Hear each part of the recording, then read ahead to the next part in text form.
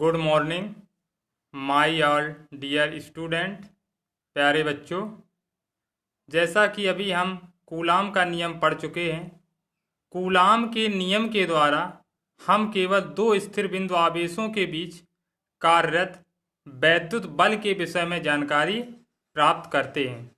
लेकिन क्या होता है जब किसी निकाय में अनेक आवेश होते हैं, परंतु उनमें से किसी एक आवेश पर अन्य आवेशों द्वारा लगाए गए वैद्युत बल की व्याख्या कूलाम के नियम से नहीं की जा सकती, तो इसके लिए हमें एक विशेष नियम की जरूरत पड़ती है, जिसे हम अध्यारोपण का सिद्धांत कहते हैं। तो आज के टॉपिक में हम अध्यारोपण सिद्धांत के बारे में पढ़ेंगे।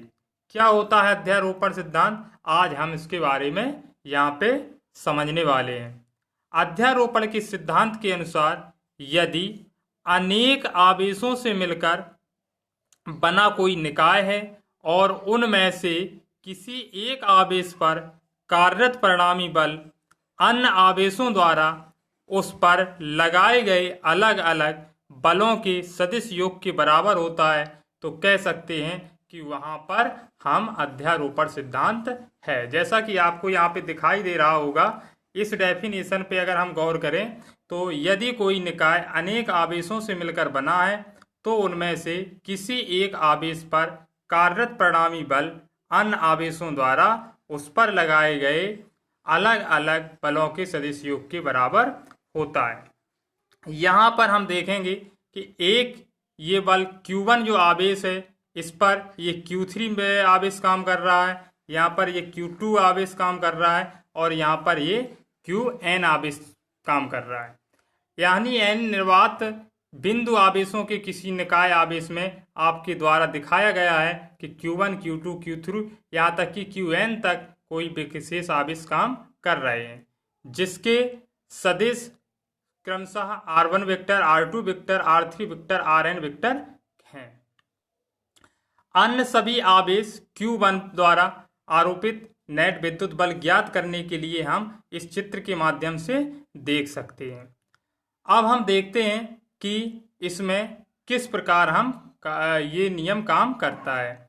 जैसे हम कूलाम के बल में पढ़ा था, अगर हमें यहाँ पर Q1 से लेके Q2 के बीच का बल निकालना होता तो हम इस कूलाम के नियम के फॉर्मूले से निकालते। सेम वही इसमें भी करना है कि हम पहले Q1 और Q2 के बीच का निकालेंगे, इसके बाद हम Q1 से लेके Q3 निकालेंगे, इसके बाद Q1 से लेके Qn निकालेंगे और अंत में जैसा कि आपको डेफिनेशन में दिखाई दे रहा है, अन्य आवेशों द्वारा लगाया गया बल उनके सदिश योग के बराबर होता है।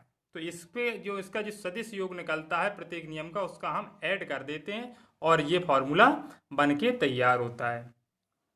जैसे अगर हम पहले नियम पे जाएं, अगर हमें एकांक सदिश पर कूलाम के नियम के अनुसार ही Q1 पर आवेश Q2 पर लगाने वाला बल वैद्युत बल ज्ञात करना है। आवेश Q1 पर आवेश Q2 के कारण लगने वाला वैद्युत बल ज्ञात करना है, तो ये फॉर्मूला बनकर आता है F12 वेक्टर बराबर K Q1 Q2 upon R square 2 cap R21। जो R21 है ये सदिश को दिखाता है और ये एकांक सदिश क्रमशः के लिए प्रदर्शित किया जाता है।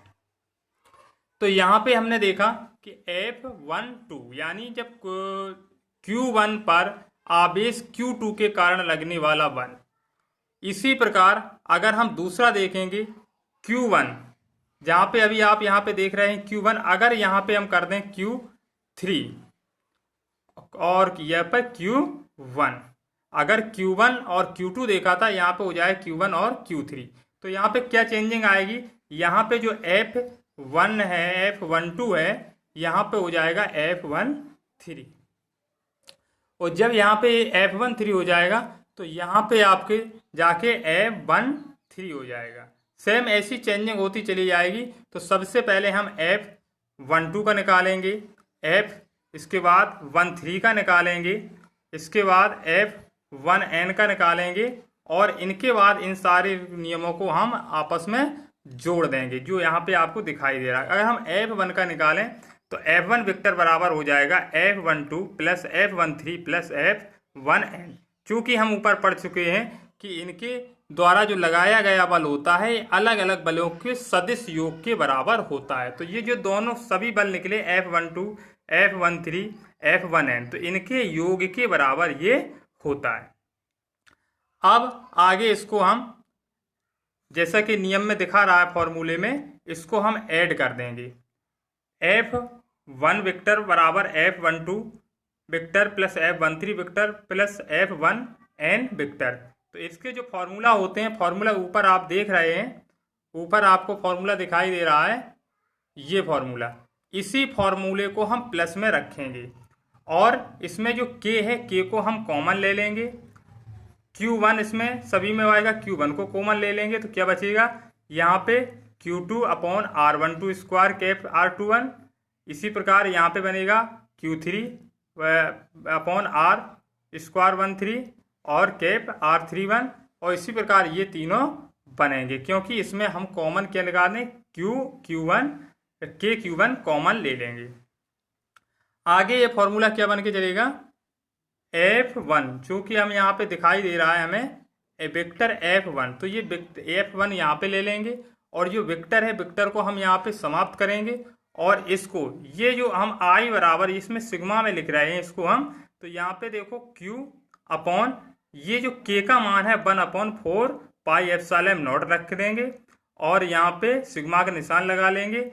n जो कि इसकी अंतिम संख्या है तो n की लिखेंगे। नीचे I इक्वल टू का मतलब होता है कि यहाँ पे हम जो संख्याएं हैं ये 2 से शुरुआत कर रहे हैं। देखो ये 2 1 3 1 4 1 5 1 6 1 इसी प्रकार आती चली जाएंगी और n1 यानी प्रारंभिक जो संख्या है वो कौन सी है, 2 है, तो I बराबर 2 रख देंगे। यहाँ पे क्या बचा आपके पास Q और यहाँ पे गया था 2, तो 2 को लिखा हमने I, तो हो गया QI अपॉन R के पास था 1 और 2, तो 1 की जगह 1, 2 की जगह 2, I बराबर 2, तो 2 I रख दिया। यहाँ पे R कैप, यहाँ पे 2 था, 2 की जगह I रखेंगे, 1 की जगह 1 रखेंगे और इस प्रकार ये हमारा टोटल अध्यारोपण सिद्धांत का फॉर्मूला बनके आ जाता है। इस प्रकार हम अध्यारोपण सिद्धांत को पढ़ते हैं। होता क्या है, केवल ये जो कूलाम के नियम होते हैं उसी के आधार पर ये बनता है। एक बार फिर समझ लें अध्यारोपण का सिद्धांत क्या कहता है। अध्यारोपण का सिद्धांत यह कहता है कि किसी स्थिर बिंदु आवेश पर अन्य आवेशों स्थिर के कारण लगने वाला परिणामी बल उस आवेश पर लगने वाले सभी बलों के सदिश योग के बराबर होता है। इसमें यहीं तक अध्यारोपण सिद्धांत, और इसके बाद नेक्स्ट क्लास में आगे आप पढ़ेंगे।